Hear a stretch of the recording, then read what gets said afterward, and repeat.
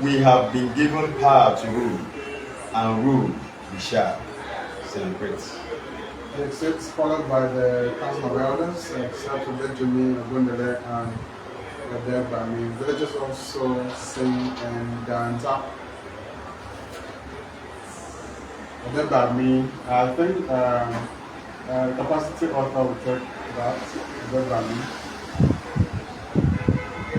Let us go into the courtyard and continue the celebration. What do you make of that? Or am I the only one who had that? What I had? So what are you referring to, Adrian? Aurora's speech. Perhaps it is more appropriate to call it the declaration of war. The declaration of war on who? Are you saying you did not hear that, or you did not understand it either? Which one? I do not want to find enemies where there are none for myself. Even me, even when the enemies is bent on getting to the bottom of what happened between you and your wife in the bedroom at night. You may be right, Igeji. It sounded rather strange to me. What manner of a child would break his lineage and openly call his father a weakling and a failure? The headlock does not live in the grassland, but in the forest. Certain things are proper and certain things are not. Such is the time we are living in. Times are changing. Whose time is father did not? Can we leave his father out of this conversation? We have a new king. Let us start thinking of how to help him, not pick holes in a monarchy that has hardly begun. Better to start on a good footing. And what he said isn't. Shall we join the others? Certainly. Thanks, it's live press. Okay, so we might want to pause here, and I would like to have a contribution on, based on what we read. We don't need to know the entire story, but based on what we've read so far, we like contributions on the themes we perceived, the characterization, and the issues raised in the grammar text. Anyone who has an idea can raise his or her hand and talk. This book, let me just give background. This book was longlisted for the Nigeria Prize for Literature. It's one of the texts recommended for WIFE. It deals with the issue of poor leadership in Africa, particularly dictatorial leadership. But it is done in such a way that it is set in a rural environment, in a kind of a pre-colonial environment. But then through the device of historification, the author talks about contemporary leadership issues in Africa, as seen right from the beginning. Of course, if you go online, I have complete analysis on the text, the story. But if you just started reading the story, you like to find out what happened at the end, given the fact that you see that there's a king, though the king is alive, it's not yet dead. Though the king is ill, there are activities, there are actions being taken around him to show that people want to take over the throne. That kind of inordinate ambition that's being portrayed in the work, and that strikes a balance, semblance with what goes on in our community within the time of election or transition or succession. So that's the background. So if you have ideas based on what we read, you might want to interpret the dialogue or the scene to fit into the understanding of the text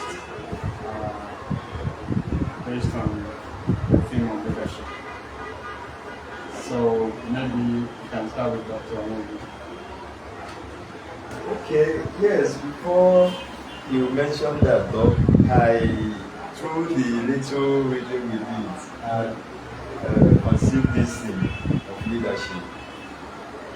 But let me deviate. Let me talk on the style of this book. I would say that it's written in a simple way, a simple style. The diction is very simple and in a very fascinating plot. Yes, we've got to scene 3 now, non-stop.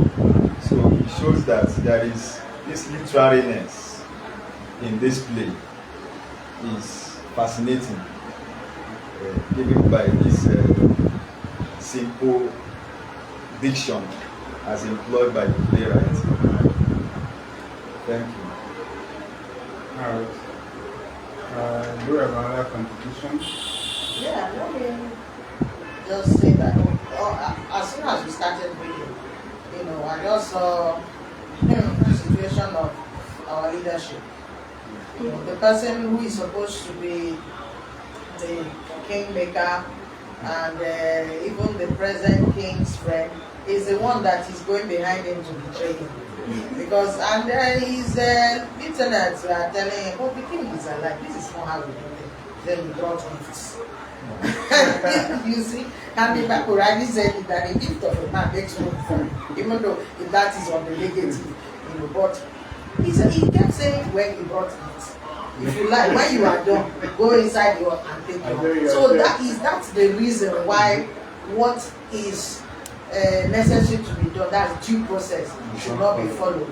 And you see that, like you said, it's a good read. Personally, I would have continued. Let me see what happened here, because it's simple, everyday conversation. And it makes it interesting. People airing their views, saying what is going on. Some not bold enough to stand up for the truth, so they feel, well, what can we do? If others agree, we have no choice.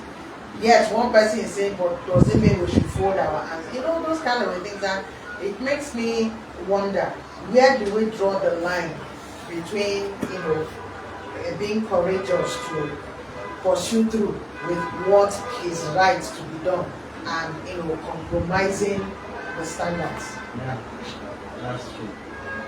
Because from the beginning, from what we read, we see that the process of bring about a new king is going to be flouted, will not be followed because of someone's new ambition. Like there's from what we read, we see that this Rehoboam of the person is up to something, because he's the person who schemes, who does all the schemes, and when we read to the end, we will now begin to see exactly why he's trying to subvert the process of the normal process that usually enthrones the king in that community. That means he has a selfish interest in the whole process. So it's just that because of time, we'll not be able to read on to discover those facts. But that's supposed to maybe make us have interest in reading the book and understanding its understanding the complete story. Do we have another contribution? Okay. The playwright is using everyday English, like a simple tense. Then the book is logically written. Like a few minutes I've been here. The logic involved, it's sequentially written. You can read it and comprehend what you're reading. Then it portrays the today's political scenarios, the way it is, the unruly lifestyles of politicians is being portrayed in the book. So if you read to the end, you'll get a better understanding of what we read. Yeah, because Adanaku will go on to be king, but it's not going to be a good king. After all, he will not come to be king through the right process. So he's going to be a tyrant king. He's going to From scene 4, from Act 4, we see how the tutorial, from scene 5, we see how the tutorial he is, and how his rules without mercy in the land until something is done to remove him from power. Because bad leaders normally come through subverting the process, and then they do not last. No matter how long they inflict pains on the people, at the end of the day, justice, poetic justice will speak and people will be free. And that's why I invite everyone to read this play, because it really teaches us about contemporary leadership problems that we have in Nigeria and Africa. Do you have any other contribution? Yes. Okay. Apart from the betrayal aspect that we are sensing, I think another scene that I've seen here is that of relationship, where we see two lovers trying to profess love to each other. That's what I wanted to add. Alright.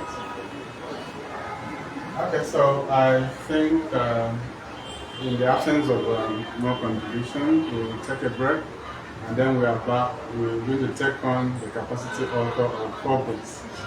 She will tell us what inspires her and how she got to write those books. I think we're going to have a swell time talking about something in writers. So for now, we'll take a break. We will now be speaking with the capacity author Here this month. Inquiries suck. We will Have you ever have been to, frozen or hair? We'll have to take her on next month. Remember, Planeyo Book Circle meets every first Saturday of the month. And so, in due course, every author will have that day. And so, today has been for Dr. Wellington Woko and Dr. Sobi Enimutarok, who talked about their books. And I'm going to be speaking with Ms. Etimbok Aloysius, who published The Power of Thought with us. It's one of the books we published this year, and she wants to talk about her book for the remaining time we have for the program. And so I am happy to welcome to Planeyo Book Circle, Etimbok Aloysius. Thank you so much for this great opportunity, and good evening everyone, and I'm so glad to be here this moment. Okay, The Power of Thought, as the book is titled, is a motivational book, and it helps your honest readers to reflect on the kind of thoughts they have within them and how powerful their thoughts can impact their life. Yeah, there's a saying that there's nothing that leaves you neutral. Yeah, so whatever you put your hand to, either it impacts your life positively or negatively, and that will be enforced by what you have within your mind, that is your thoughts.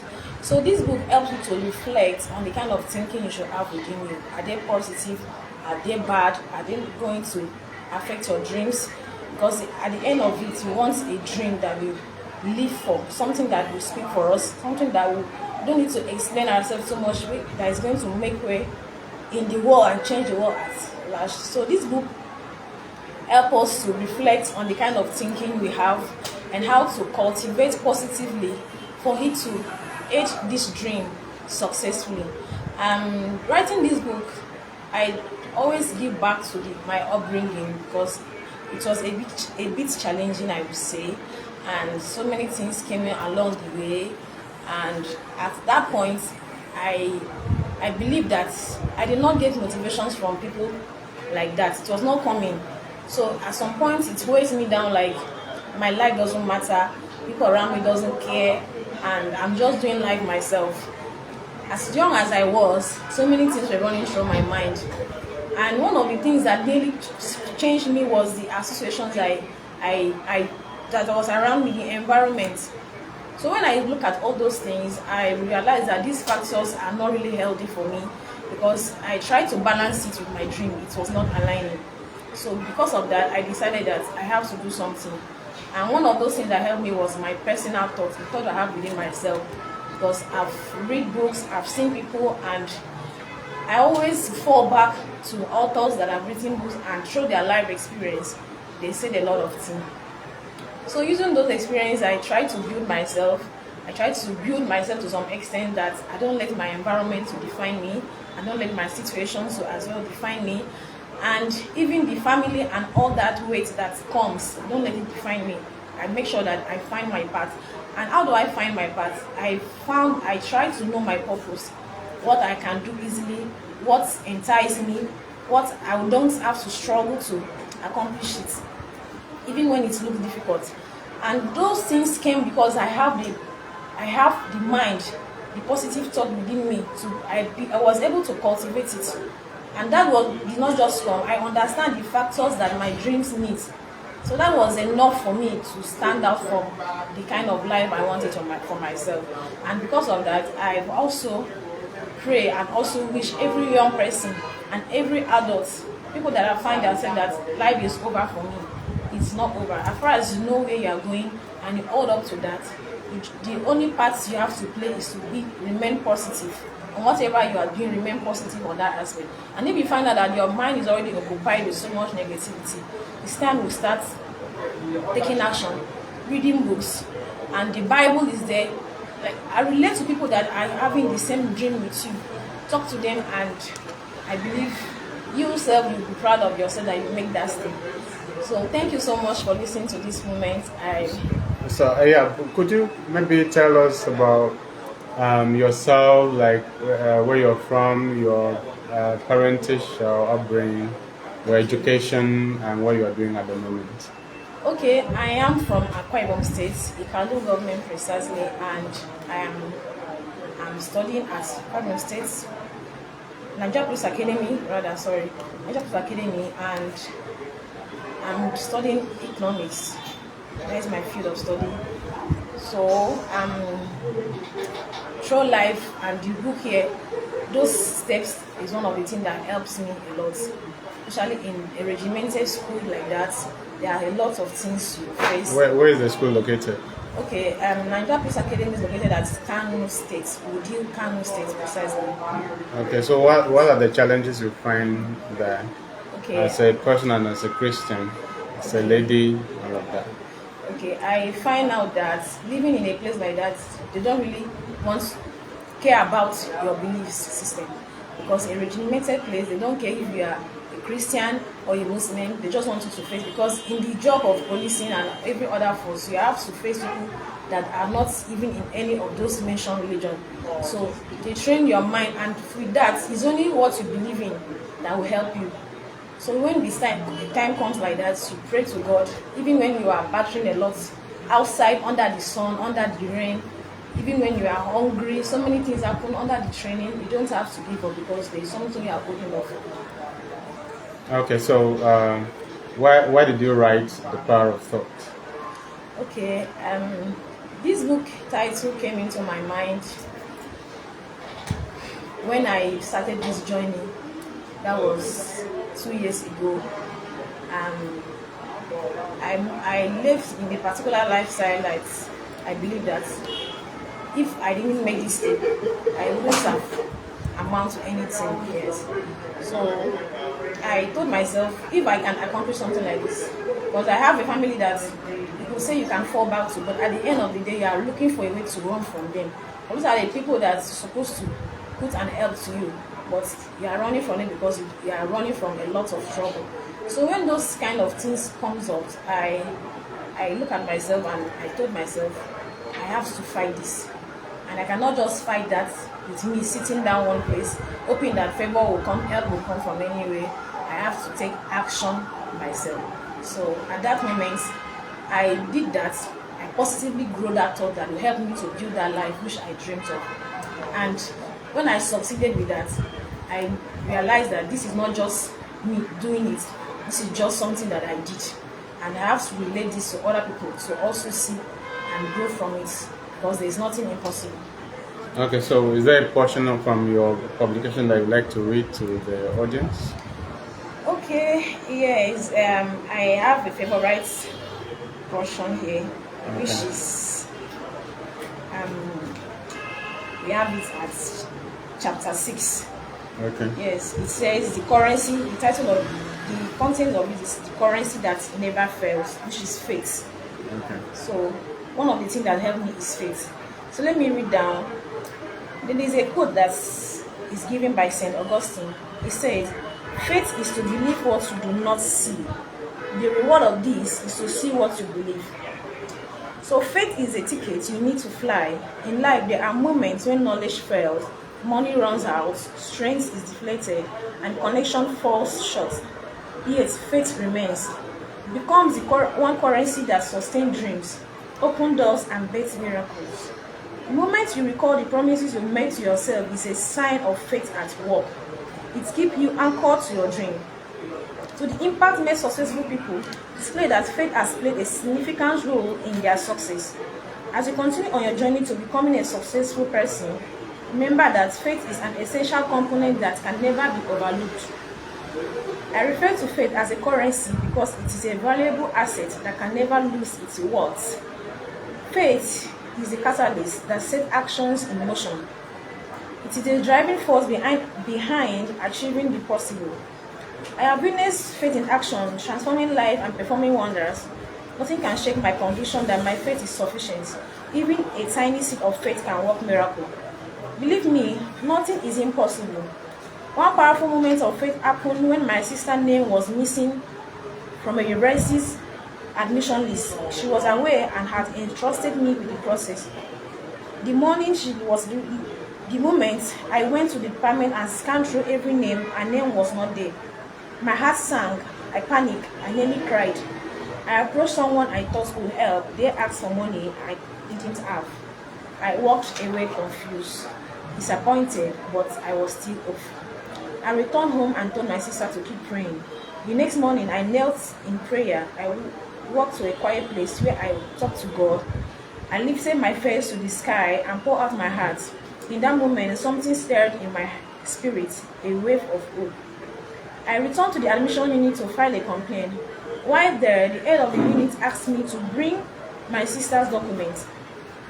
That same day, another list was posted and her name was on it. That was faith. That is what faith can do. It does not mean storm will not come. It means you stand through them. Faith breaks protocols. It puts you ahead. This storm will not cancel faith. It takes to prove it. So, considering the story of a young man who lost his job in a bank, a single mother of two, with no saving, pressured mounted, she turned to prayer and to faith with a borrowed startup. She began baking pastries and sold them door to door. One order became 5, then her sales increased daily. Today, she owns a thriving bakery. She says, I had nothing but my faith and my hands. Faith is a capital of destiny. It funds your future when material resources are unavailable. When your thoughts are guided by faith, it eliminates self-doubt and allows you to stand strong when nothing else seems to work. Then I also recall another personal encounter that strengthened my faith. After a successful evangelism I had a financial challenge. As nights began to fall, I struggled to withdraw. So this particular challenge, I don't need to read it because it's something that I experienced. So that day was so traumatic and dramatic for me. After we had a long day and I walked down trying to get home, it was already late. I wanted to enter the market to get some food stuff and I get to the nearby bank, tried to withdraw. There was no network and that was the only bank in a bank precisely. So what happened that night, I said, let me call my sister, maybe I can get someone to come and pick me. At the end of it, nothing happened. So I just told God it was just a few steps closer where there was a light at a little shop or the fast food restaurant. So I just spoke to God. I cannot come back from evangelism at this hour. And because it added with other church activities. That's how we came back from the evangelism. We went to church, we prayed, we did one or two. So it took our time and I have to get home late that night.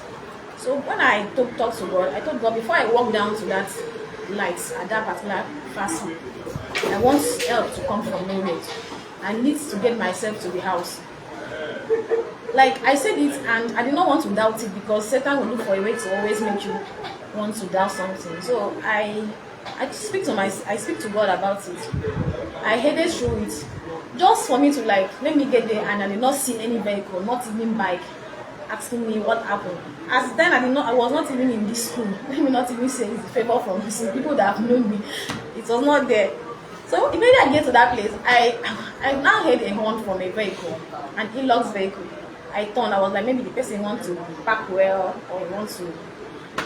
So the person, are you going straight? He started asking me like, I was like, yes sir, I'm going. And to God who have it was a police vehicle, like a police Hilux. So the person asked me, I said, yes, I'm going to so place, just along the road. He said, okay, enter, let me drop you. I wanted to enter the back. He said, no, enter the front. The person that sat at the front has to even leave the front seat for me to go to the back. So that is how they dropped me in the house, like house, not something I have to come and look for me secure. So that day was it was a powerful moment for me, and it's a testimony I base myself. I can never forget it easily because I always see people talk about how faith works. I think that was one of the powerful moments of faith that have worked for me. So that is one thing I love about this particular page here, this particular chapter, because it really helped me to highlight the most important thing that we need if we are aiming to our dreams. Okay, so let's just talk about the experience that you had at Planeyo Publisher when you were publishing your book. Okay, thank you. That moment I was scared because it's something I've not done before. So I did not want to be panicked because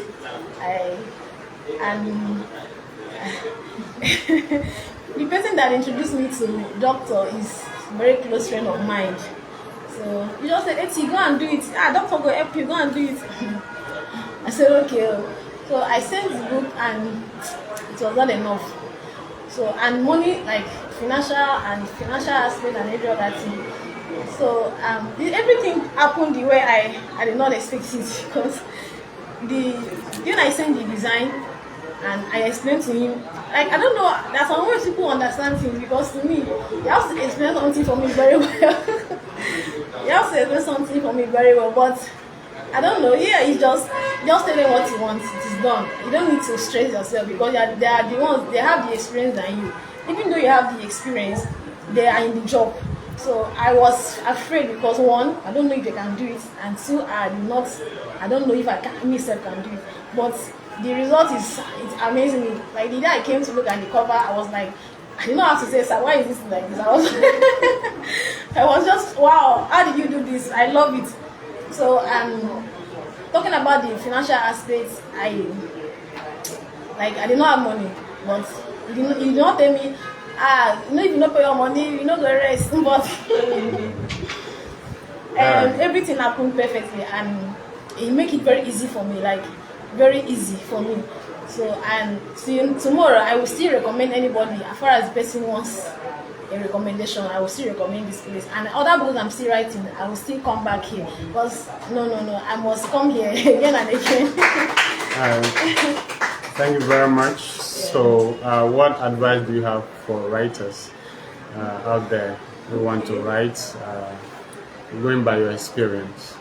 Okay, I believe writing is something that's like a pregnant woman. If you don't deliver it, I don't know how you want to born the child.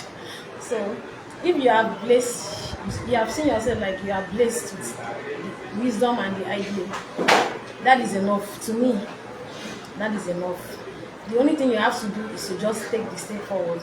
Even though you are afraid, just take the step forward, because if you don't do it, you're not going to feel rest.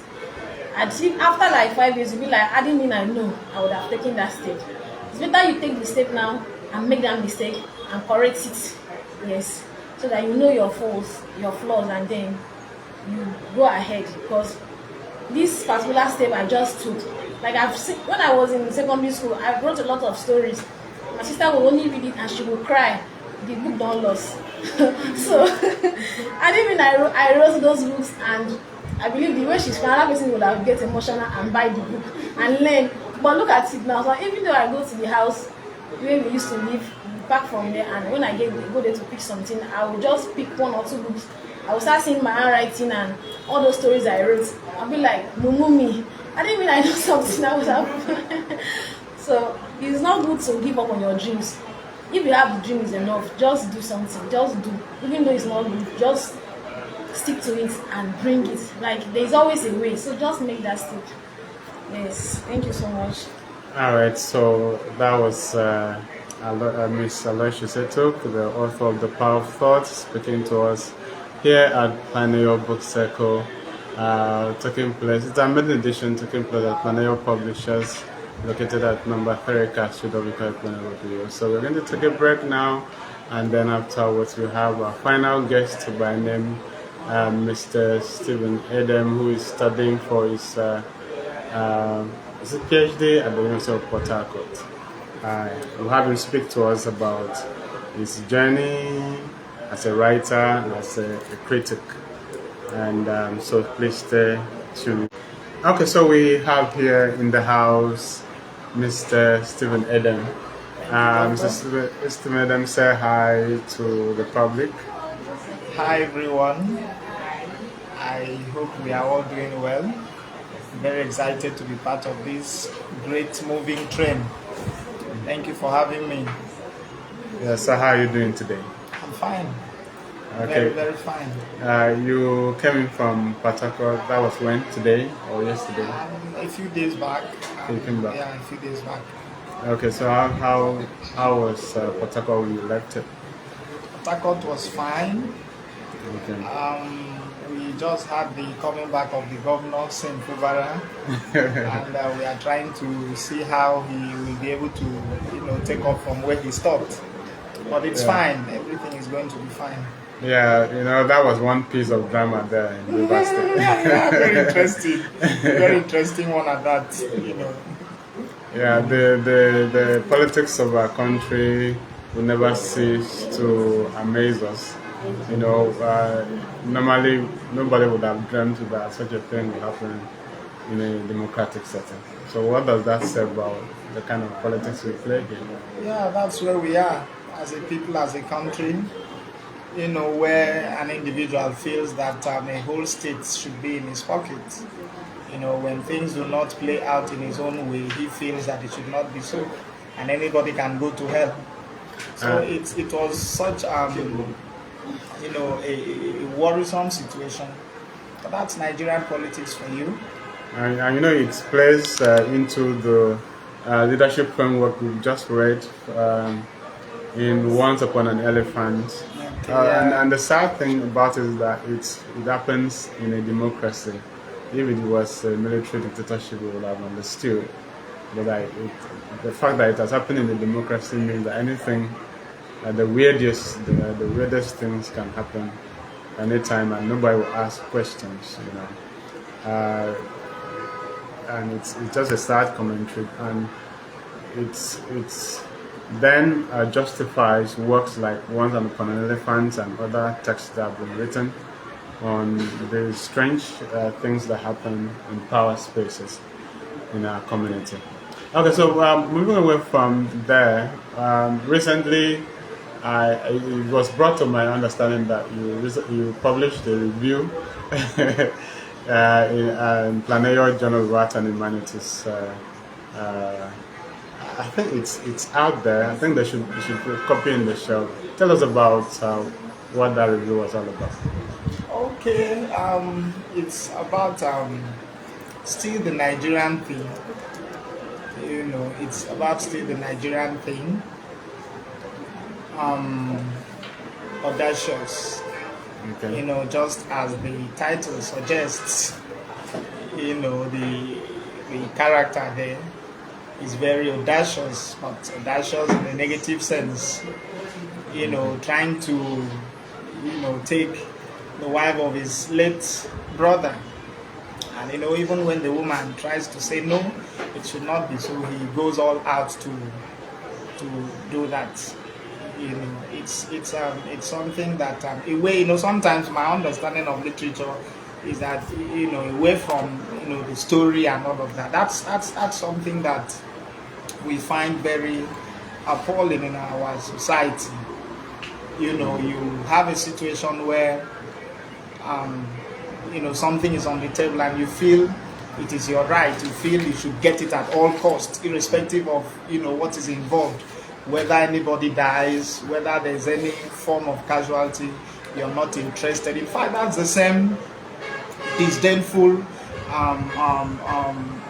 attributes of Nigerian politicians. They are not interested as long as the power thing that they are ready to grab is at stake.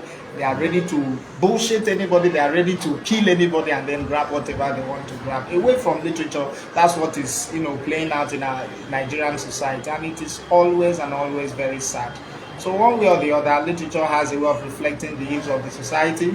So that's what that plays, is all about, showing us how somebody can go all out, to get what he wants, even at the detriment of those around him or even family members involved. Okay, so we have the review here published. We have the review published here. This is Planeyo, Journal of Art and Humanities, the special edition, volume 1, number 1, in honor of late Professor Maiden. That's where the review is published in hard copy. But if you go to the website, planja.com, you'll see the review published in the volume 2, number 4 of the journal, September 2025. And I think that your work is, let's see, I marked it somewhere here. That's it. So, how do you feel seeing your work there in the journal? When I saw it, I was very, very excited. I was away from excitement. I was fulfilled because I feel that at this stage, my little voice, is going to be heard somewhere other than my immediate, environment. So I was very, very fulfilled. I was very excited about it. And away from this, I look forward to seeing, I've done a few things over the years. I've done a few things. I've sat down to, think about a few things. I've put them in, some literary pieces. But then I'm still believing, by believing God that, such things, such pieces would see the light of the day. But for this one, I'm very excited that, it has seen the light of the day through your own encouragement and your own support. I'm very, very happy. And then I also want to say a very big thank you to Planeyo Journal of Humanity for at least giving me that space to also say a few things about that particular literary work.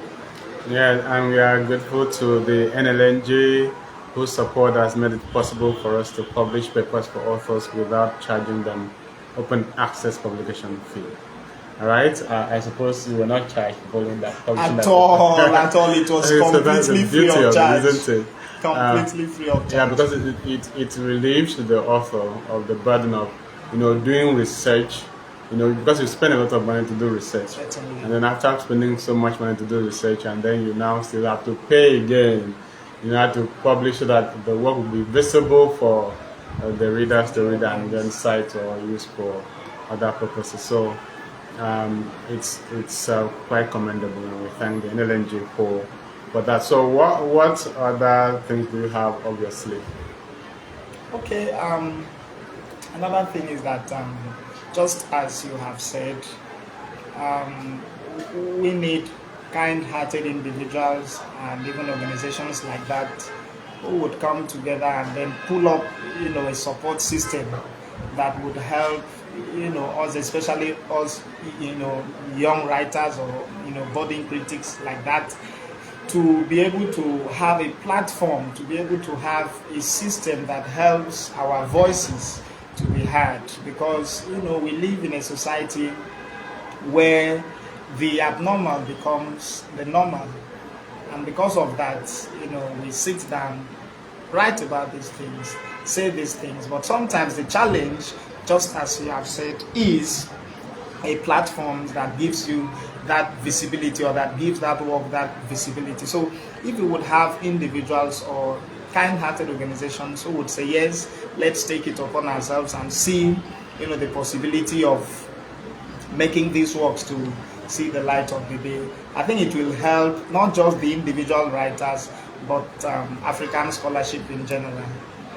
Yeah, and another question I would like to ask you would be this about exactly what we are doing now, PBC, Planeyo Book Circle. What do you think of the idea? Just as a few minutes before I step in here, I was just discussing with a friend and brother, Mr. Man Anderson. We said that this is a beautiful vision. This is a vision that I believe has been birthed for the possibility of African scholarship. It's a beautiful vision. It's something that I believe has come to stay. And I just believe as an individual that within a very short period of time, it will receive the much needed attention that it's meant to have. It's something beautiful. I think this is the first time we would be saying something of this nature, and I believe by the grace of God, because nothing works really away from the grace of God, by the grace of God, certainly it's going to be something that will stay. Yeah, because I have been wondering why so much attention has been paid to the political circle, with little or no attention being paid to the book circle, the intellectual circle. We hardly sit down our professors and talk to them. We hardly sit down our authors and talk to them, get to know the ideas. Every day you're hearing, this thing is happening in River State, this pollution in this place, and all of that. That's what takes over the whole news. The news, but our arts, our crafts, they are talked about on the periphery, on the margins. So I feel that we need to begin to centralize discussions around books.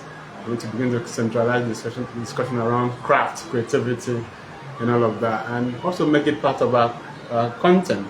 Not just dancing, not just singing, but books should also be at the center.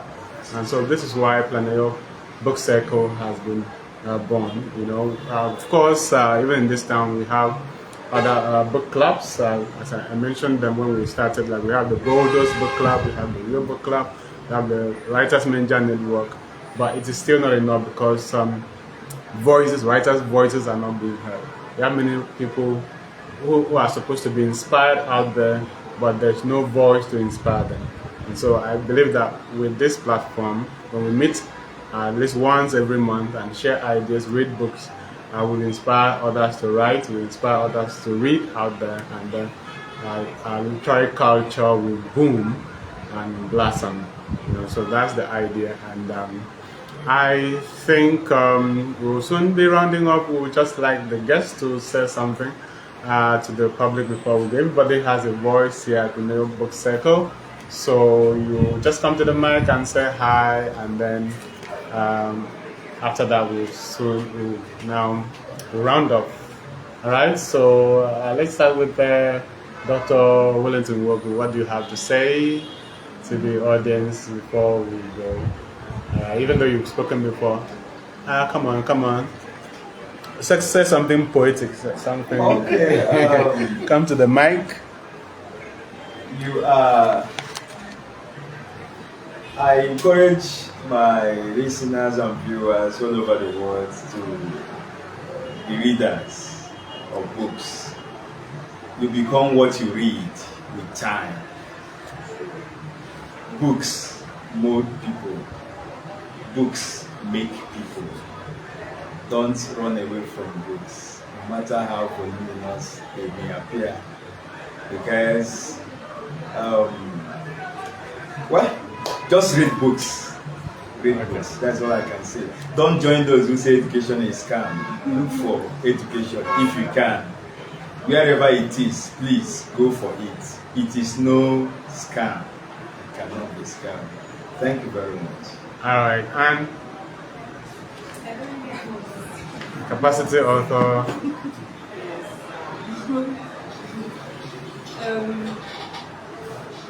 I feel if we make reading a habit in our society, it will help our generation and the younger generation. At least people should read. When you read, you get inspired before thinking of doing writing. So if you're not a reader, you won't even think of writing or being an author or book publishing anymore. So we should work on our reading habits in the generation for the betterment. Okay, Aloysius, final words. Okay, reading book is just something that has to force, but it's something that is necessary for everybody. And we have already make it that before now, especially the Nigerians, they say the Africans does not like reading books. And the recent one now have really taught us that a lot of things is written behind books, like they are backward. So people are beginning to see that truly books really give light and it really helps. So I will still ask or plead that every young person and every individual should at least try as much as possible. Try and get their books online, their hard copies, soft copies. Anything that relates to where you work, feel it. Just get it for yourself and it really helps to give you more ideas, more inspirations, and a lot of information. Thank you so much. All right, love with all. Oh, I'm delighted to be here. At least I've met a whole lot of persons, and I believe that we are going to work together and help to inspire us as a group. I would say that whatever one puts his or her mind into, that it's possible to achieve it. So if you want to be a writer and author, all you have to do is start writing. Just write anything that comes to mind. All right, thank you so much. I hope everybody's voice has been heard and heard.